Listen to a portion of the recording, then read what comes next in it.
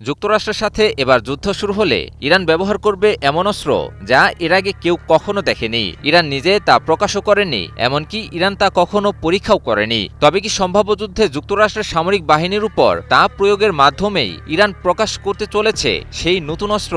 কিরকম হতে পারে সেই অস্ত্র? ইরানের একটি সামরিক সূত্র রুশ গণমাধ্যম RIA নভোস্তি সংবাদ সংস্থাকে জানিয়েছে যে তেহরানের কাছে এমন অস্ত্র রয়েছে যা এখন অবধি মোতায়েনই করেনি দেশটি। সূত্রটি আরও জানায়, আর এই অস্ত্রটি আগের যে কোনো অস্ত্রের চেয়ে আরও বেশি উন্নত এবং আরও বেশি আধুনিক। এ খবর বেরোতেই বিশ্বজুড়ে তৈরি হয় ব্যাপক তোলপাড়। কাতার ভিত্তিক সংবাদ মাধ্যম আল জাজিরা এক প্রতিবেদনে তুলে ধরেছে এমনই চাঞ্চল্যকর খবর।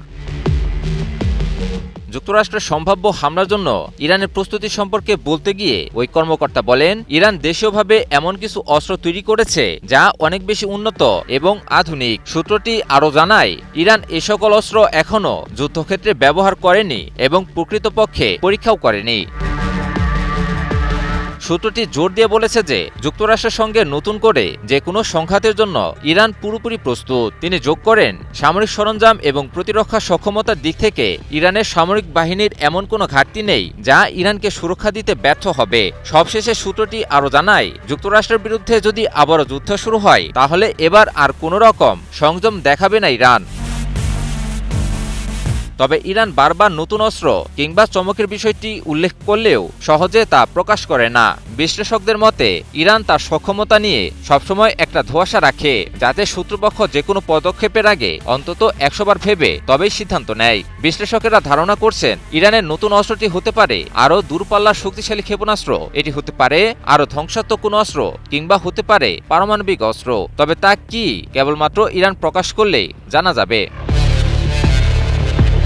বেশ কিছুদিন ধরেই ইরান যুক্তরাষ্ট্র ইস্যুকে ঘিরে উত্তেজনা পুনরায় সামনে চলে এসেছে। ইরানকে নতুন করে হুমকি ধামকি, এমনকি হামলার জন্য সময়সীমা বেঁধে দিয়েছে মার্কিন যুক্তরাষ্ট্র। বিভিন্ন আন্তর্জাতিক প্রতিবেদনে উঠে আসে যে কোনো মুহূর্তে ইরানে হামলা পরিচালনা করতে পারে যুক্তরাষ্ট্র। তবে যুদ্ধের প্রস্তুতি এবং আলোচনার প্রস্তাব দুই দিক থেকেই প্রস্তুতির কথা জানিয়েছে ইরান। ইরানের পার্লামেন্টের স্পিকার মোহাম্মদ বাঘের গালিবাফ জানায়, যুক্তরাষ্ট্র যদি ইরানে পুনরায় হামলা পরিচালনা করে তবে এর জন্য তাদেরকে অনুতপ্ত বোধ করাবে ইরান। পুনরায় যুদ্ধ শুরু হলে যুক্তরাষ্ট্রের পরিণতি আরও ভয়াবহ হবে বলেও সতর্ক করে দেন তিনি।